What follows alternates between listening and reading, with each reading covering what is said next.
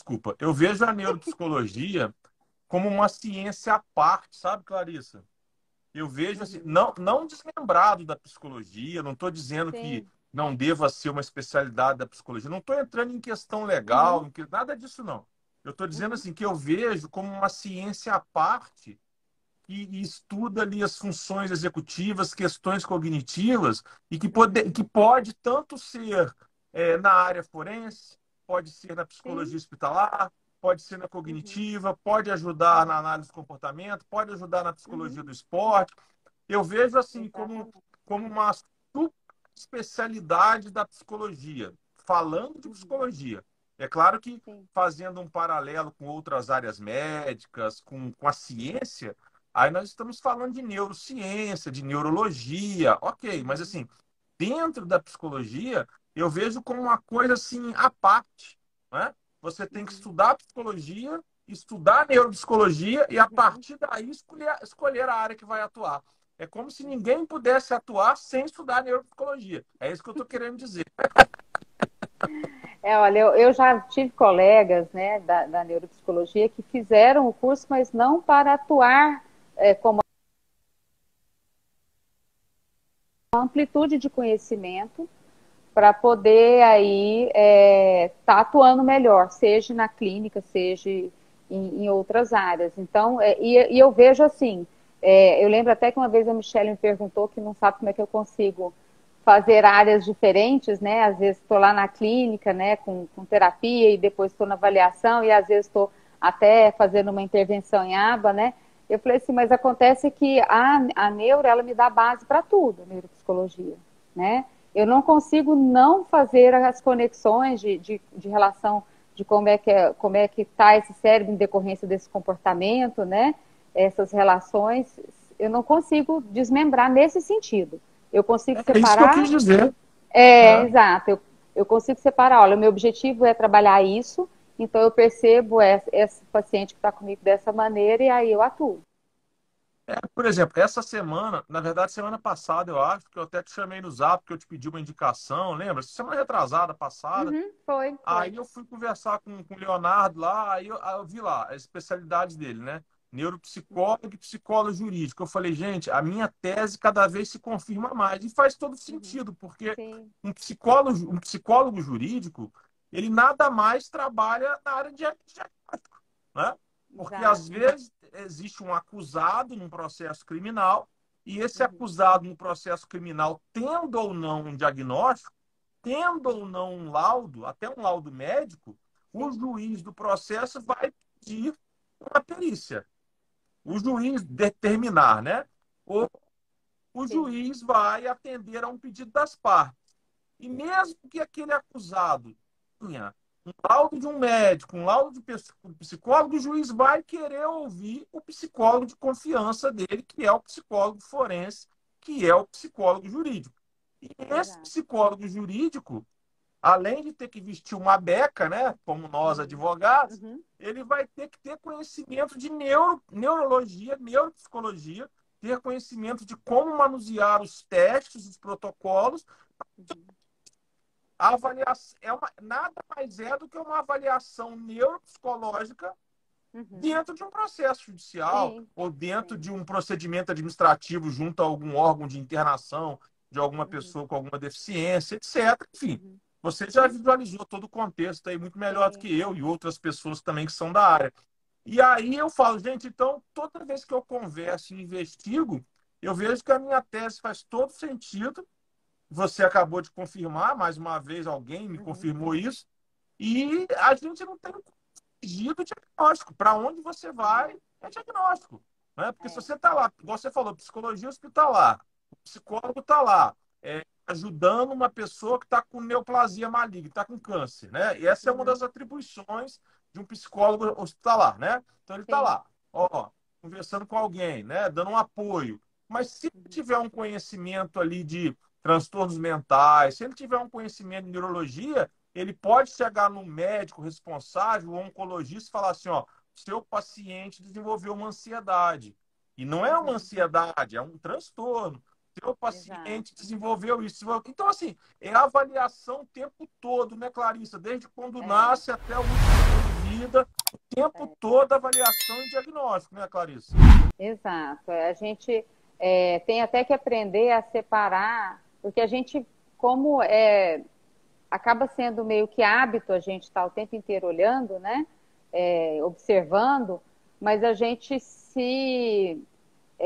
como é que fala? Se abstém, se fica mais omisso, né? Onipresente, quando a gente está no convívio social.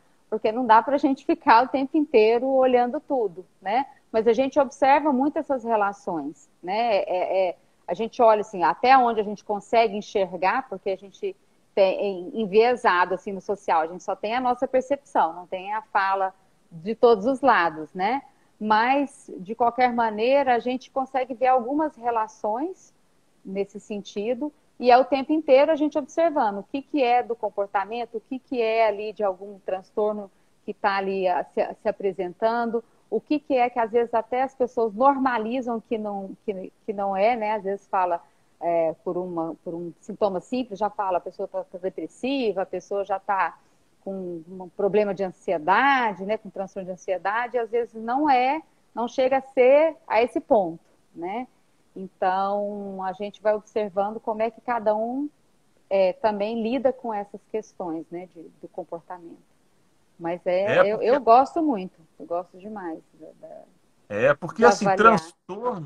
transtorno é um conjunto de sintomas, né? Um conjunto de Tá. características, não é eu tô só ansioso ali em razão de uma Uhum, prova, em razão de uma exato. viagem, em razão de um encontro, né? Uhum, Falando da ansiedade, né? Então, assim, uhum, a mesma coisa é quando você fala dos transtornos do neurodesenvolvimento, não é porque a pessoa tem uma dificuldade motora isolada para um determinado ato que ela vai ter um transtorno, né? Não é exato. porque a pessoa não faz contato visual que ela só por isso que ela vai estar Uhum, dentro do TEA.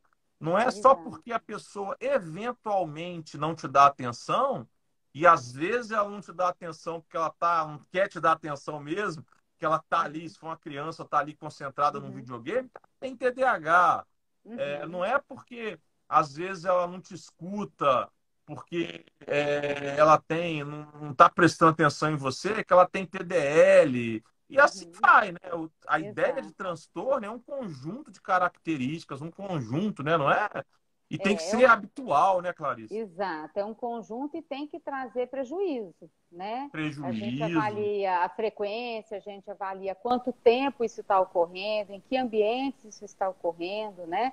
Então, se a gente for, por exemplo, vou olhar lá no DSM ou mesmo no CID-11, né?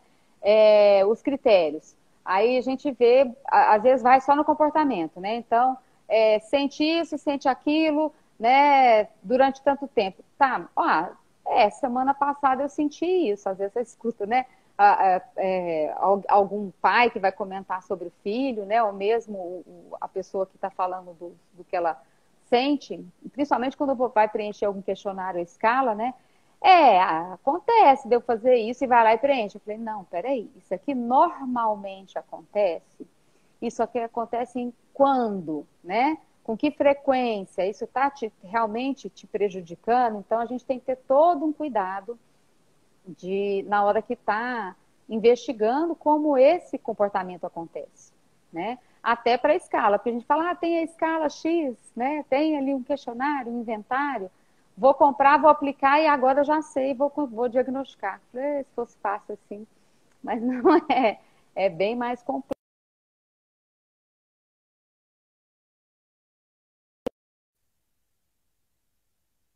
A gente vê se está preenchido corretamente e ainda pode investigar mais coisas que às vezes não foram esclarecidas no momento da entrevista ou no momento durante algum outro aplicação de instrumento, e ali você tem a oportunidade de aprofundar um pouco mais.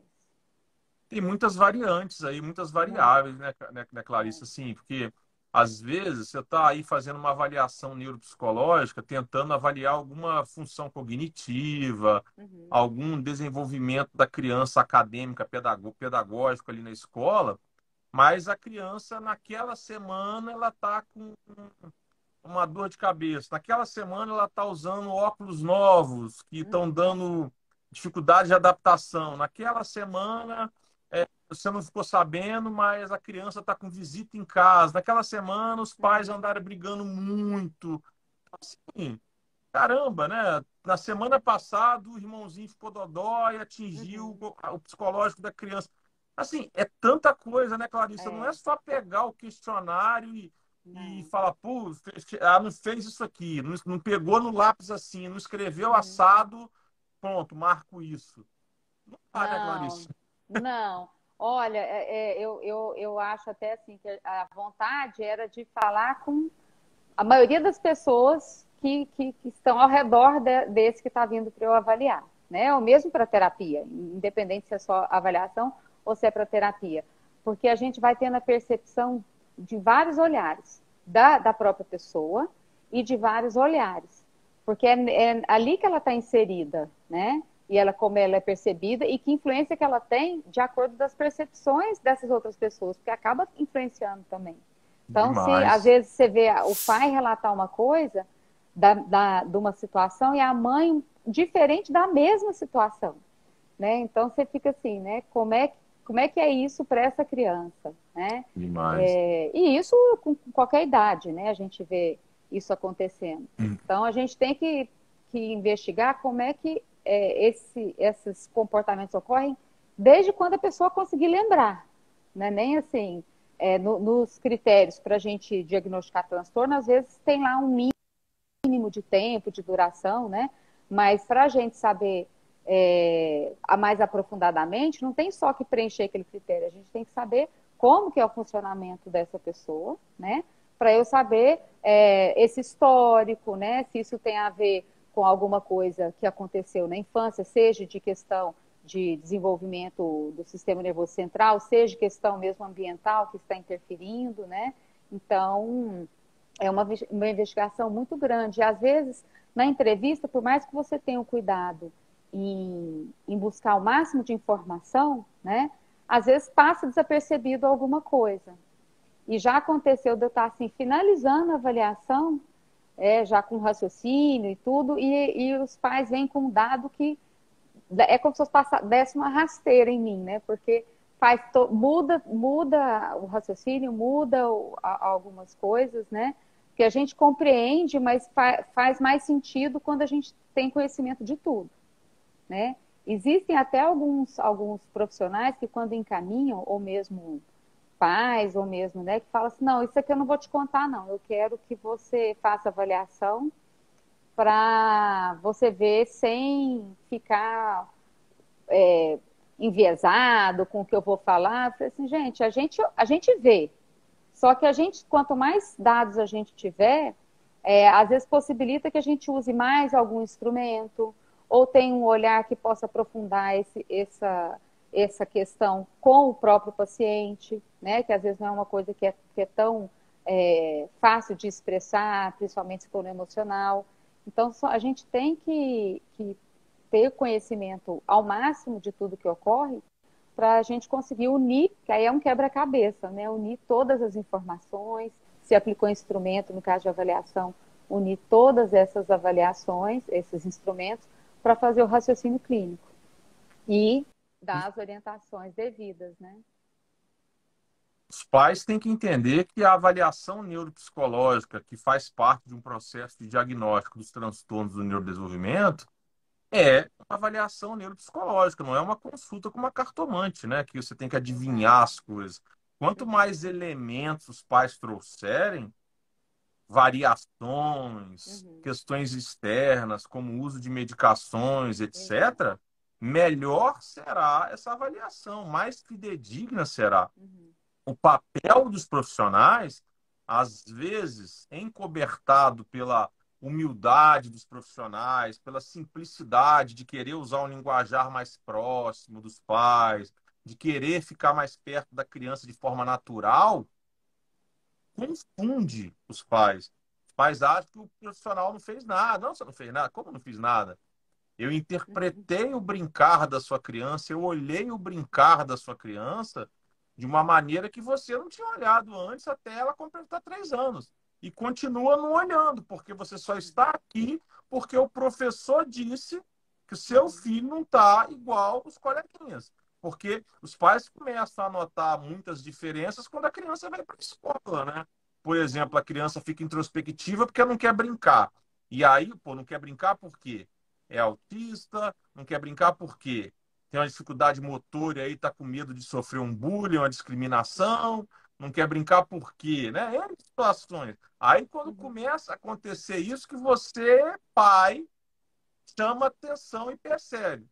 E aí não quer trazer tudo para mim, que sou o profissional a quem você confiou isso, só porque eu tenho um linguajar mais humano, só porque Uhum. eu estou aqui mais atenta, mais dedicada. Isso é um erro dos pais, né, É, Clarice?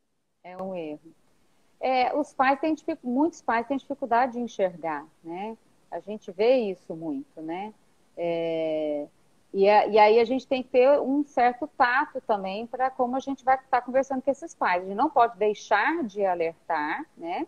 Mas a gente tem que ir não tão direto quando for falar as coisas, porque a gente vai preparando esses pais para o que a gente precisa estar falando, né? Se é um diagnóstico que tem um comprometimento muito grande, né? Como dos transtornos do neurodesenvolvimento, né? Que a gente sabe que é para a vida toda, isso mexe muito, né? Muito.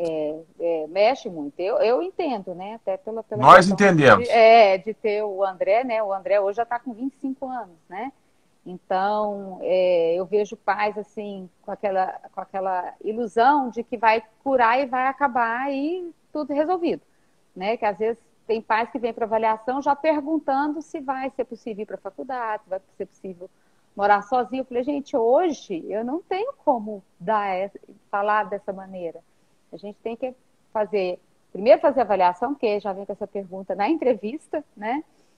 Então, primeiro eu preciso conhecer essa criança e aí, dependendo de como for, a gente vai ver como e com as intervenções como é que ela vai evoluir. Né? Após um tempo que ela evoluir, a gente pode dizer alguma coisa, mas eu também não posso dar certeza de nada. A certeza que a gente tem se tem um diagnóstico, a gente sabe possivelmente como é que vai evoluir no sentido que, olha, isso aqui não é uma doença, não tem uma cura, mas a gente pode minimizar essas dificuldades que tá tendo, né? Então, o É. foco vai ser nesse sentido, né? É. Melhorar as habilidades e diminuir aonde tem algum comportamento que não está adequado. E isso E sempre chamar atenção. pensando na criança, pensando no que é melhor para a criança, né? Porque eu vejo às vezes pais preocupados com um outro comportamento, mas preocupados com isso pelo social, e não Uhum. tão voltados assim para o que a criança está sentindo, o que é melhor para ela. E assim, eu vejo os profissionais nesse processo de diagnóstico não chamando a atenção dos pais para as habilidades que a criança tem, não é? Uhum, exato. Só chamando a atenção para os déficits. Eu acho isso tão Uhum, ruim. E eu uhum, não estou falando de superdotação, não é isso. Porque uhum, superdotação é a título de exceção. Por uhum. mais que algumas pessoas tenham essa ilusão, né? Principalmente para os autistas. Não, ele é autista, nossa, ele é super inteligente, né? Assim, depende. O que você acha que é super É, inteligente? Então, assim, é. eu não vejo muitos profissionais nesse processo de diagnóstico tendo esse olhar. Não é um olhar mentiroso, não é um Uhum, olhar enganando os pais, não é isso. Não é? uhum, A partir do momento que você dá o diagnóstico, você deu o diagnóstico que tem alguma deficiência. Então, você já sim. chamou atenção para o negativo. Agora, não Uhum, vamos destacar o negativo, agora vamos dar valor e vamos destacar o positivo. sim. Não é? O que ele Tanto, tem de tanto, bom? Né? tanto na avaliação quanto na terapia, então na avaliação a gente vê o que está alterado e o que está preservado. Até porque muito dessas habilidades que estão preservadas, ou até acima do que é esperado para a idade, vão auxiliar no que está em defasagem. Elas podem Claro. auxiliar no que está em defasagem. Então a gente tem que ressaltar as duas coisas. E na terapia também, a gente vê os pontos fracos, mas a gente tem que ver os pontos fortes. Se vem, por exemplo, uma pessoa com depressão, ela só vê o negativo, ela não vê o positivo que ela tem. E aí a gente vai ali mostrar, peraí, mas você faz isso, mas você consegue aqui, mas eu não consigo, aquela que é perfeccionista, eu não consigo 100%. Ok, mas você está indo até 70%, né? Qual a quantidade de gente que vai até 70%? Então a gente vai mostrando os pontos fortes que cada um tem. E na avaliação isso é importantíssimo. Ou mesmo, quando a gente vai quando está fazendo a intervenção, a gente vai vendo quais os ganhos que vai tendo, e a gente conta qualquer grãozinho que a gente consegue, a gente fica muito feliz com essa evolução, né? Porque às vezes a expectativa de alguns profissionais até, como dos pais também, é maior do que é o real, né? Põe uma expectativa muito grande e aí se frustra. Então a gente tem que saber, por isso que é muito importante o diagnóstico, e um início de atendimento para a gente ver a evolução, para a gente dizer, olha, seu filho tem capacidade sim, mas ele vai precisar sempre de suporte. Ou não, ele vai precisar de suporte agora, porque ele está com algumas dificuldades pontuais, mas a gente intervindo, a gente consegue eliminar isso, né?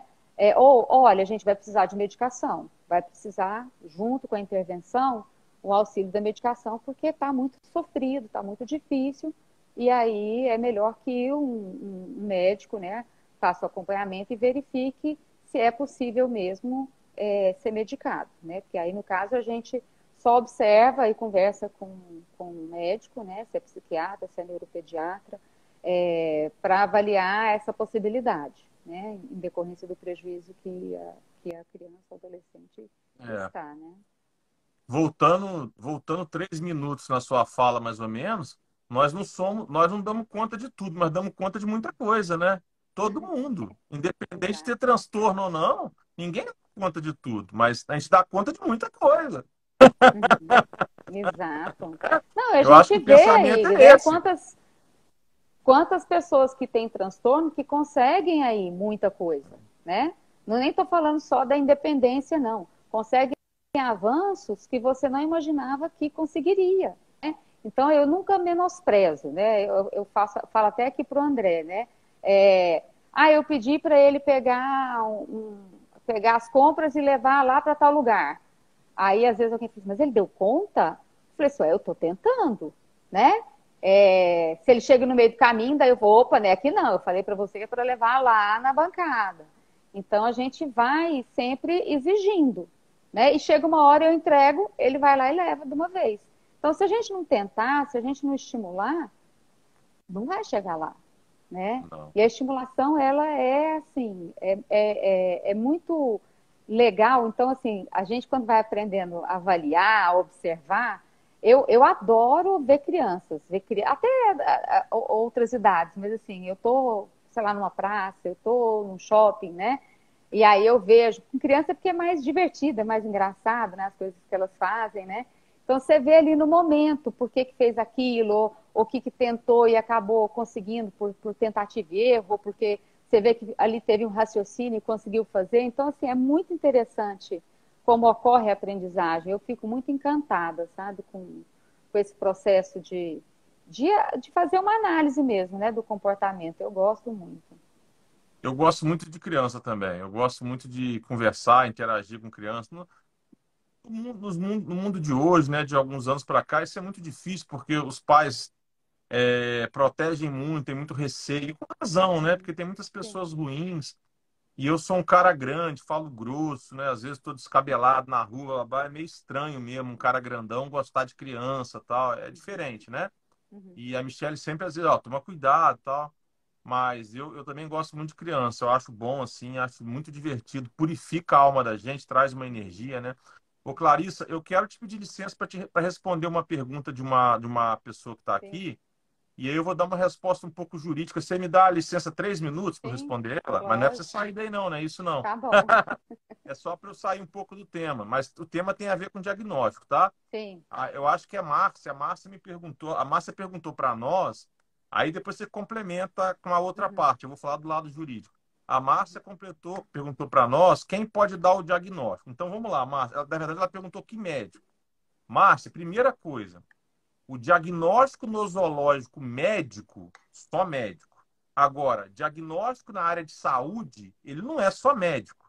Então, na área da saúde, você tem um diagnóstico médico, que é exclusivo de médico. Você tem o diagnóstico de psicólogo, que é exclusivo de psicólogo. Você tem o diagnóstico de fono, que é exclusivo de fono. E assim sucessivamente conforme as legislações, tá bom? Então, diagnóstico em área de saúde é de qualquer profissional da saúde dentro da sua competência, conforme as leis e resoluções dos conselhos. Não é todo mundo que conhece, mas, por exemplo, além da CID, nós temos a CIF, que é a Classificação Internacional Funcional, que é muito utilizada por profissionais que trabalham em questões de funcionalidade. Fisioterapeuta, por exemplo, que também podem dar um diagnóstico, também podem dar atestados, etc. Agora, cada um dentro da sua competência. No âmbito da psicologia, é chamado de psicodiagnóstico. Está na lei desde 1962. Então, o diagnóstico na área de saúde, ele não é privativo de médico. Inclusive, isso está na lei que regulamentou a profissão dos médicos de 2013. Agora, falando de diagnóstico médico, qualquer médico, mesmo sem residência, mesmo sem o RQE, mesmo sem especialização, um recém-formado, ele pode dar um diagnóstico de TEA. O problema é que 99% dos casos, o médico que não tenha feito residência em neurologia, que não tenha feito residência em neurologia infantil ou neuropediatra, que é a mesma coisa, que não tenha feito residência em pediatria, ou que mesmo sem ter feito essas residências, não tenha uma experiência de 10, 15 anos com isso, ele provavelmente vai errar no diagnóstico. Agora, um médico recém-formado, ele pode dar diagnóstico de autismo. A questão é, não é recomendável, o Conselho de Medicina não recomenda que um profissional, embora juridicamente possa, atue sem ter competência. E quando ele tem a residência e o seu RQE, além do CRM, além da inscrição no CRM, ele tem um RQE, presume-se que ele é competente. Então, saindo dessa presunção de competência dos médicos que fazem a residência, e nessa área, os médicos mais apropriados são neurologistas e psiquiatras, infantis ou adultos, aí depende do contexto. Se a gente está falando de transtorno do neurodesenvolvimento, vai até só a fase, começo da fase adulta, né? Até os 18. Mas, enfim. Então, a não ser que seja um diagnóstico tardio, né? Mas, enfim. Então, dentro da área médica, os médicos mais recomendáveis, a Clarice até já tinha comentado isso aqui há 20 minutos atrás, é psiquiatra ou neurologista. Agora, nada impede que o médico não queira fazer residência ou não consiga fazer uma residência e faça pós, mestrado e trabalhe 20 anos no hospital psiquiátrico e entenda, às vezes, mais do que o médico que fez residência. Isso tem também. E aí ele vai lá junto ao CFM e, mesmo sem fazer a residência, faz uma prova de título e se torna especialista naquela área, reconhecido pelo conselho, tá? Então, resumo dessa história.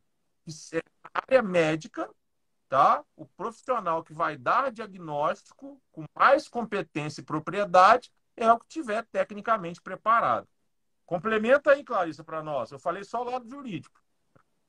Não, é isso mesmo. Teve eu não lembro quando, mas teve um tempo atrás que até houve uma discussão muito grande nessa questão, né, para ver se a gente tirava desse ato médico, né, essa questão do diagnóstico, né? E aí, quando levanta-se essa questão, há uma polvorosa, né? Ainda mais eu vejo muito na minha área, né? De se incomodar muito dos médicos, só eles quererem diagnosticar. Mas é isso, é entender que tem coisa que é da nossa competência, não é que é nossa competência, a gente sempre agindo em conjunto com os outros profissionais, isso vai ser muito melhor do que eu sozinha dar um diagnóstico. A não ser que isso, para Muito. mim, esteja muito claro de que, Muito. de fato, é aquilo que está correndo, que é da minha área, né? Então, mas existe mesmo ainda uma questão, eu não sei se é de ego, o que que é, em relação aos médicos. Então, para a gente conviver em harmonia, né, a gente coloca ali, no laudo, no relatório, está descrito todos os comportamentos, né, o que que se apresenta. É uma questão de unir A com B e ver que dá aquele transtorno. Ah, E muitas vezes a gente já fala assim, é sugestivo do transtorno, porque apresenta tal, tal, tal, tal, tal, e vai relatando os comportamentos, né? é. Ou parece que sugere-se realmente por apresentar esses transtornos, por esses comportamentos, contudo, funcionalmente faz isso e isso, ou contudo, não teve estimulação necessária, então cabe aqui uma estimulação primeiro para a gente aguardar um pouco esse diagnóstico, né? Então, existem situações nesse sentido também, da gente Claro. relatar, né? Mas falar, olha, agora ainda não dá para fechar. Precisa de se estimular, precisa da gente ver essas outras questões que estão em defasagem, em decorrência que parece ser de baixa estimulação ou de uma estimulação errada, e aí a gente precisa, então, de aguardar um pouco. O que eu falo muito para os pais, né? A gente foca no que está, no comportamento que está com dificuldade, não no diagnóstico. O diagnóstico é importante, sim, para a gente se permear no que é o mais eficaz para aquele tipo de transtorno, né? Quando tem esse diagnóstico, se eu devo me preocupar por alguma questão que geralmente ocorre quando tem esse diagnóstico e ainda não se apresentou. Então, é bom quando a gente tem para dar um norte. Mas o mais importante é a gente ficar em cima do que se apresenta como dificuldade. Até porque pode ter mais de um transtorno associado, né? Sim. E aí a gente vai ter que... o que eu faço? Qual que eu vou? Você vai para onde está trazendo o maior prejuízo. Aí, a atuação é ali naquele momento. Agora, Clarissa, mesmo que a gente ignore o diagnóstico, como você colocou, e eu concordo, é muito importante conhecer sobre transtornos, conhecer o DSM-5, mesmo que você não vá fechar o diagnóstico, mesmo que você não vá trabalhar com diagnóstico. Por quê? Porque senão o paciente chega para você e você tem que se calar. Não veio com esse diagnóstico, não sei nem o que que é direito, não sei nem o que que é esse transtorno. Vou iniciar uma intervenção aqui em cima desse transtorno que veio diagnosticado e ponto. Mesmo que você não vá focar em trabalhar com diagnósticos, ou mesmo que você vá Sim. iniciar uma intervenção, tudo bem, Edné, vou te esperar. Mesmo que você vá iniciar uma intervenção sem um diagnóstico fechado, enfim, você tem que conhecer os Sim. transtornos, você tem que conhecer os critérios, conhecer o DSM-5, porque senão você, enquanto profissional que só faz intervenções, você tem que se calar diante de pacientes encaminhados por aqueles que fizeram o diagnóstico e, às vezes, ser corresponsável por uma intervenção inadequada, tanto no Uhum. aspecto ético, quanto no aspecto moral, quanto no aspecto jurídico. Porque você está sendo conivente. Ah, eu sou Exato. especialista em terapia. Você acha que se tiver um processo judicial ou um procedimento administrativo ético, alguém do conselho vai falar assim para você, mas você não estudou nada de transtorno na sua faculdade, você não sabe nada de transtorno, então quer dizer que só porque você é especialista em intervenção, você não tem que saber nada de transtorno. Chegou um Pois é. paciente lá encaminhado para você, disseram que era TEA, e assim, é um caso gritante que não era TEA, e Dá você não terror. percebeu, não desconfiou. Que faculdade é essa que você fez? Você não estudou mais nada. Então, assim, até E sobre esse até, aspecto, né?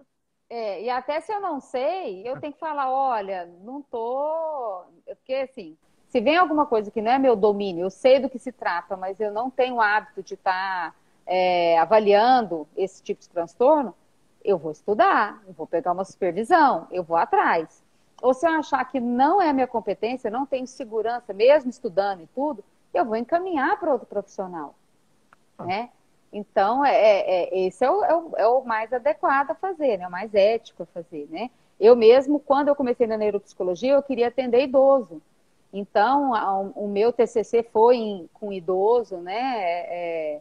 Então, era onde eu queria, mas não foi para onde me direcionou o trabalho, né? Então, hoje, quando às vezes falam, você faz de idoso, eu falei, gente, eu não tenho prática, né? Porque acabou que eu me voltei para criança, adolescente, agora também com adulto. Então, acaba que eu não tenho essa experiência. Eu preciso de ter o domínio nas demências, nos transtornos que são para essa idade. Então, eu falo, olha, não dá, eu encaminho. né? Aí eu encaminho para os profissionais que eu conheço que trabalham com essa área. Então, é isso que a gente tem que fazer. Porque, assim, a gente está falando de diagnóstico, eu já, na época que eu estava fazendo especialização, mas ainda não era, ainda não tinha concluído a minha especialização em neuropsicologia, e eu já fazia avaliação. Então, eu via, assim, onde eu trabalhava, que tinha uma pessoa que era neuropsicóloga, falando, falando assim, perto de mim ou nas minhas costas, no sentido de que, nunca vi uma pessoa, não pode fazer avaliação se não for neuropsicóloga. E pode. Eu acho que você tem que ter a competência para isso, É. né? Então, se não tem, aí você não pode. Você pode até ter a sua especialização em neuropsicologia e não ter condição de fazer. Então, a pessoa que tem que ter essa consciência, né? Até a Claro. rixa que existem hoje muito com os instrumentos serem restritos, né?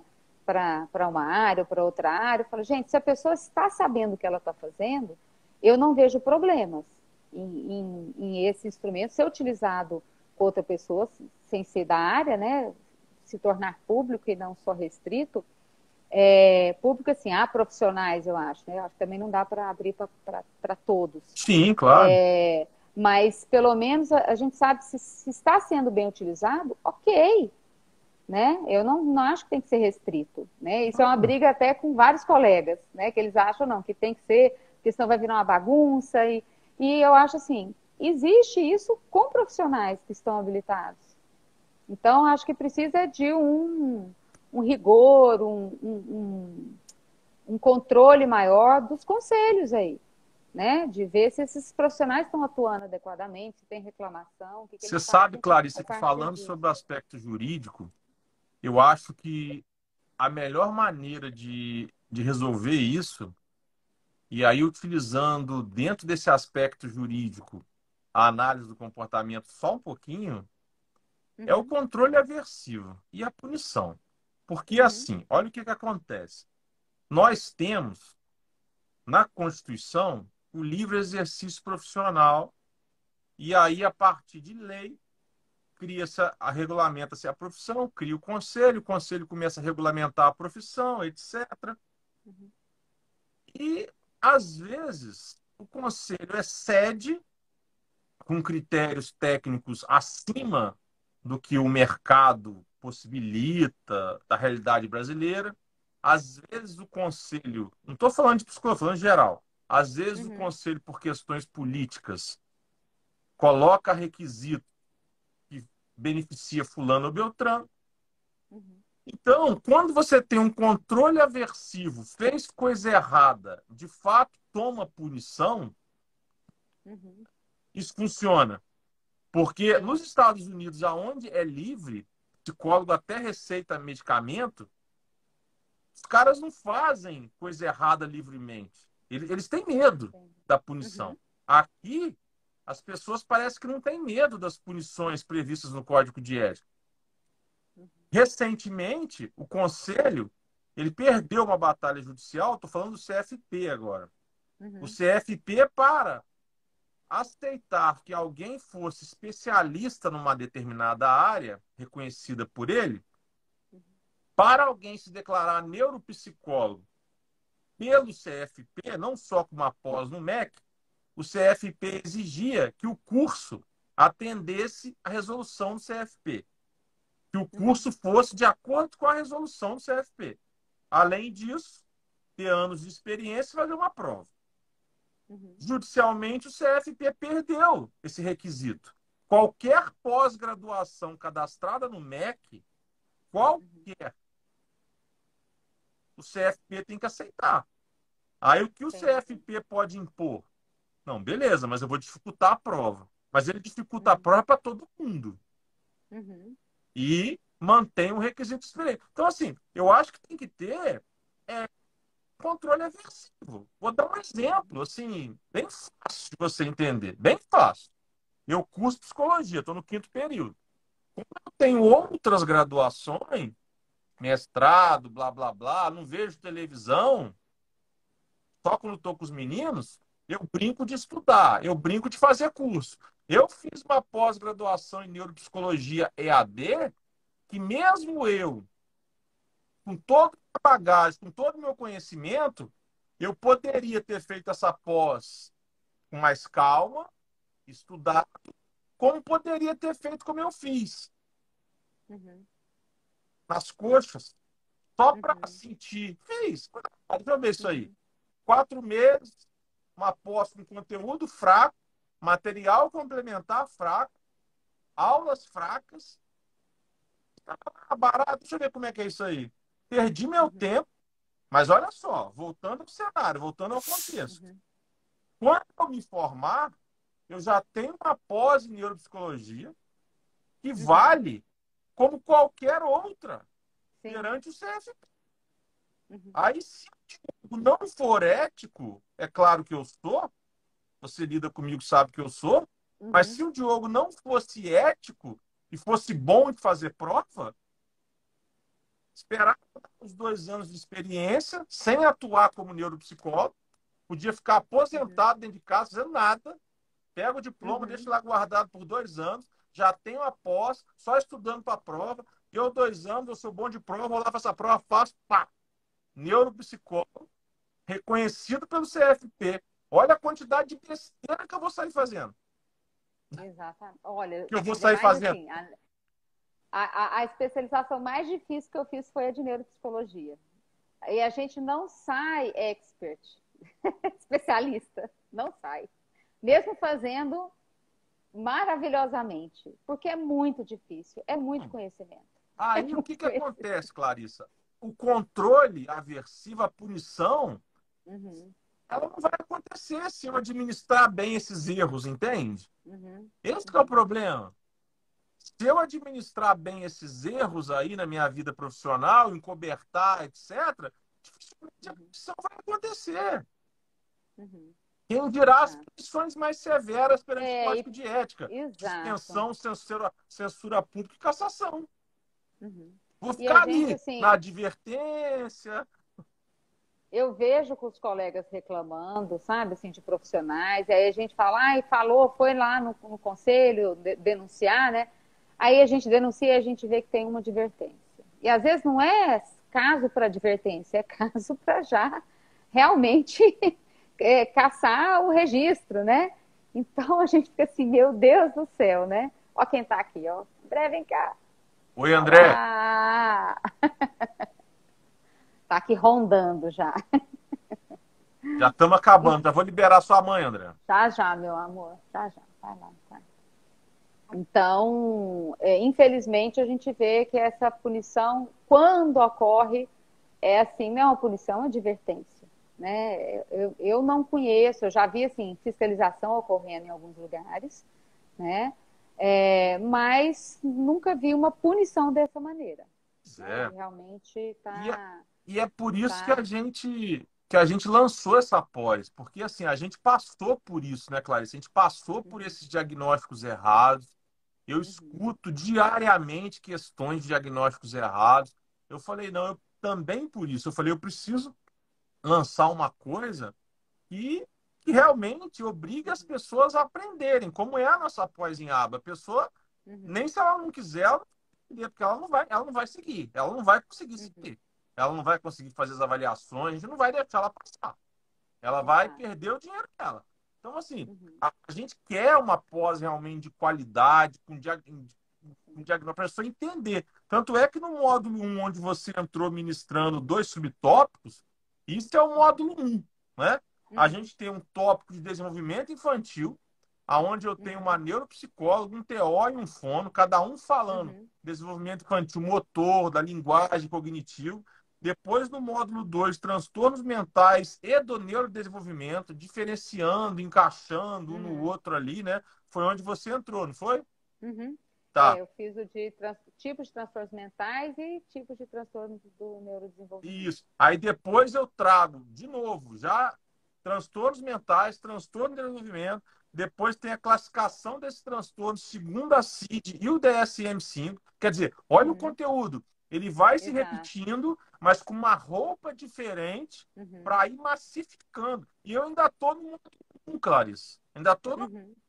E aí, Pois é. diagnóstico Eu ia dos falar assim, transtornos. Hã? Pode terminar aí o módulo, que aí você já encerra. Diagnóstico dos transtornos, tratamento dos transtornos e aspectos legais desse transtorno. Quer dizer, esse módulo um por si só já poderia ser uma pós. São 11 Uhum, professores no módulo um, uhum, esse caminhão de aula, para depois uhum. a gente seguir no módulo 2, 3, 4, 5, 6, 7, 8, seguindo o DSM-5, e cada módulo específico desse vai ter 3 professores de áreas diferentes. E o esmiuçando cada vez mais, né? Cada um. E é assim mesmo, viu, Diogo? É necessário isso, né? Porque, por exemplo, se a gente for falar do autismo, né? Do transtorno do espectro autista. Ah, então eu olho ali, eu já sei. Ah, se fosse fácil assim.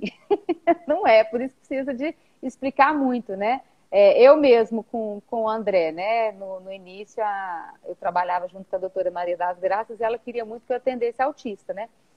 E eu falei assim, meu Deus, eu conheço autista, mas eu conheço o André, né?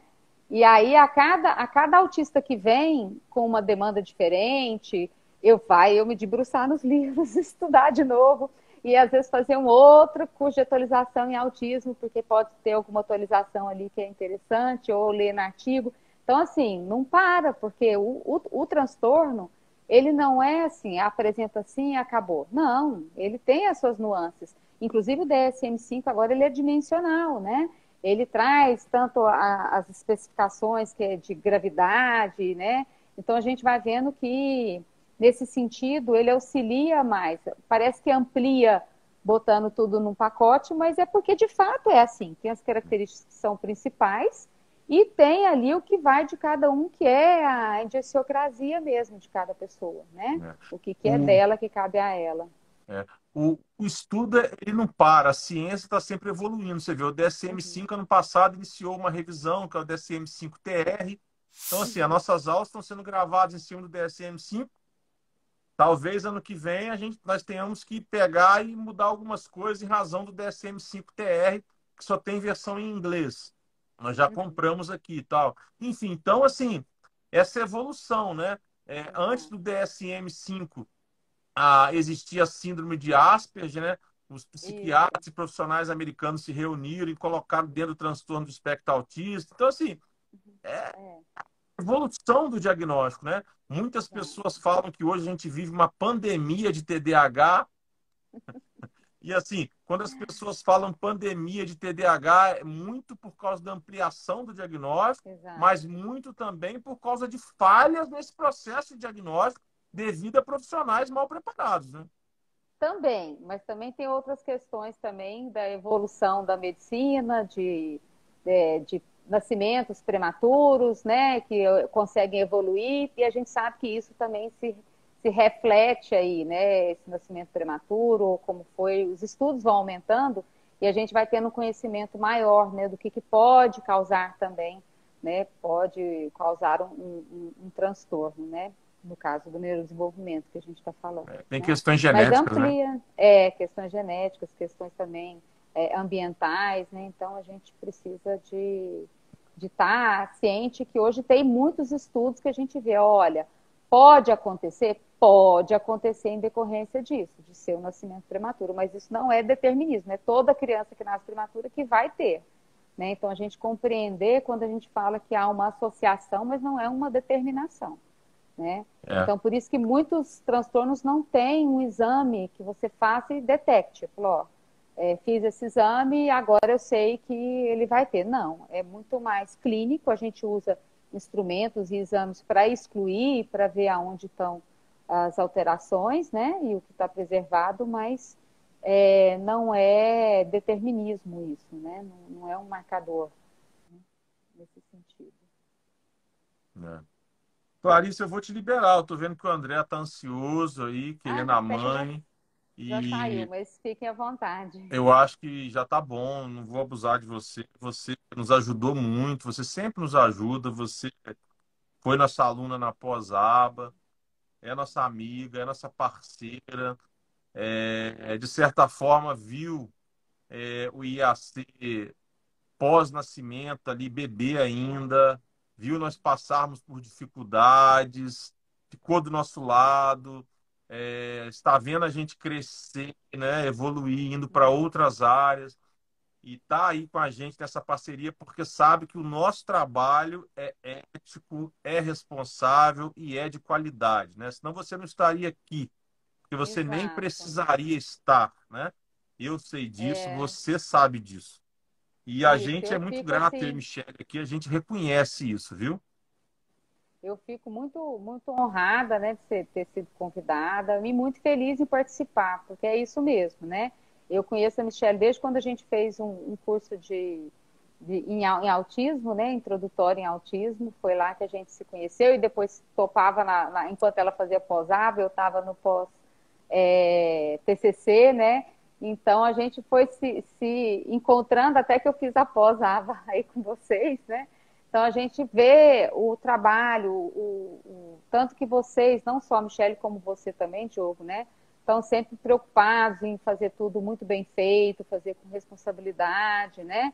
Com dedicação, para que quem está do outro lado, os alunos realmente aprendam, né? Então, assim, eu tenho vocês como referência, né? Porque eu vejo isso acontecendo. Eu vi comigo como aluna, né?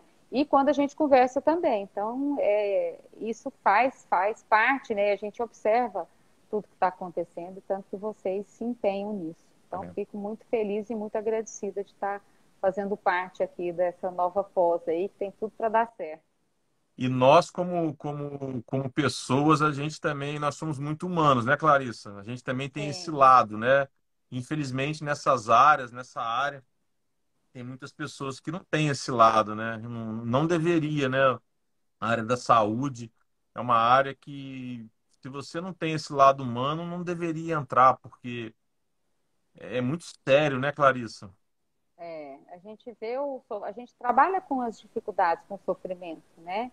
Então, a gente não pode ser duro. Às vezes até tem algumas pessoas têm a impressão de que quem trabalha com análise de comportamento é duro, né?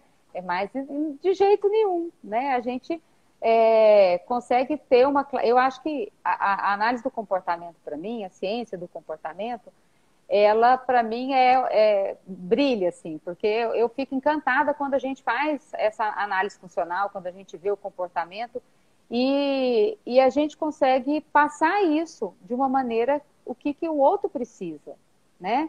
A gente não precisa de ser firme, de ser duro para a gente poder dizer as coisas. A gente pode entender o outro. Então, assim, eu acho que nesse sentido eu procuro muito entender o que é de cada um, o que é da capacidade de cada um, né? Eu não viro e falo assim, olha, você tem que fazer isso e se vira aí nos 30, né?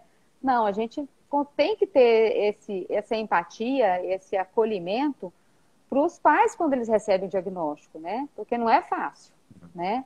A gente receber um diagnóstico e agora ter que carregar isso e aprender a lidar com isso, né? Então é tudo muito novo. Já é novo quando vem a criança que a gente não vem com manual, né? Sendo típica já é difícil.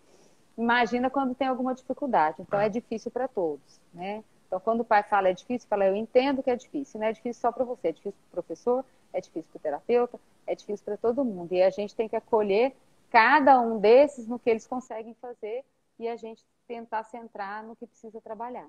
E é difícil E para a isso é, pessoa também, né? É difícil para a é criança, para a pessoa também. É. Você demais, sabe né? que eu desenvolvi um raciocínio, Clarice, que eu fiz uma ponte de ligação essa semana que passou do behaviorismo com os transtornos do neurodesenvolvimento. A Michelle ficou rindo aqui de mim. Você é louco? Que é isso? Eu falei, Michelle, eu sou um cara assim que eu fico ligado o tempo todo. Eu fico fazendo, eu vejo as coisas assim, né? Aí eu fiz uma ligação. A ligação é a seguinte: lá no behaviorismo metodológico de Pavlov, Watson, eu acho é, que. os comportamentos são reflexos, né? E aí, Uhum, esses comportamentos reflexos, que não são os comportamentos operantes do behaviorismo radical, eles não uhum, têm muita importância para a análise do comportamento aplicado, eles não precisam de latência, etc. uhum, Mas esses comportamentos reflexos, eles são muito importantes num diagnóstico, por exemplo, né? Num uhum. diagnóstico motor, você avalia comportamentos reflexos, Reflexo. não é? Aí eu fiz essa Uhum. ponte de ligação aqui, a Michelle. Aí eu falei, aí daqui a pouco ela tem razão. Eu falei, tá vendo? Ó, eu fiz uma ligação do behaviorismo metodológico de Watson com o diagnóstico de transtorno do neuro. Eu vou longe, hein? Me Te aguarde. digo mais, te digo mais. Quando a gente vai trabalhar regulação emocional, a gente trabalha com esse emocional de base, que são esses reflexos naturais que a gente tem, como psicoeducação para eles entenderem que uma coisa é a emoção base, outra coisa é o sentimento. Pois é. Tá vendo? Assim, Então, eu sou um cara, eu não sou muito burro, não. Tá vendo? tem sim. Fala para ela, olha, é comportamento interno, Comportamento privado. privado. Então tá, Clarissa, valeu. Ai, Muito obrigado. valeu, obrigada eu. Tamo aí Durma bem, junto. descanse bem.